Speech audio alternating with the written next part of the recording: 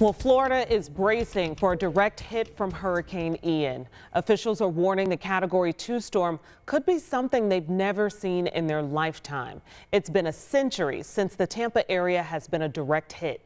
And tonight, almost 170,000 people have been ordered to evacuate just in the Tampa area alone. Schools and universities are closing and preparing to reopen as emergency shelters. Our Kelly Green is here tonight. She's been tracking the latest timing for landfall. What's going on here? Well, it is going to take a very slow movement north, which is unfortunate because then it's going to sit and have more impacts on Florida. Really, the entire state's going to have some impacts on it.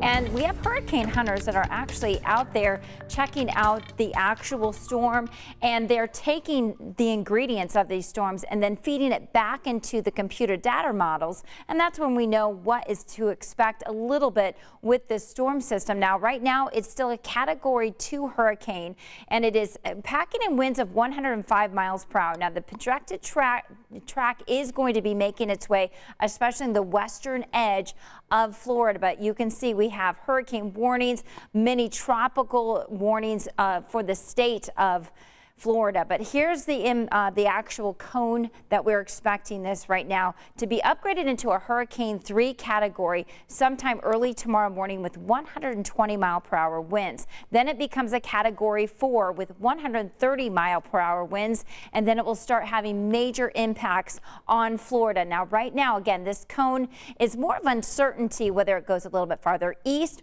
or farther west, but nonetheless, it's still going to have major impacts across the area, likely making its way into the Tampa Bay area anytime on late Wednesday into Thursday morning. Here at home, though, we're pretty quiet. We do have this upper level system that's been spinning over us. This has been bringing a few spotty showers in northeast Indiana earlier today, but for us, just some cooler air.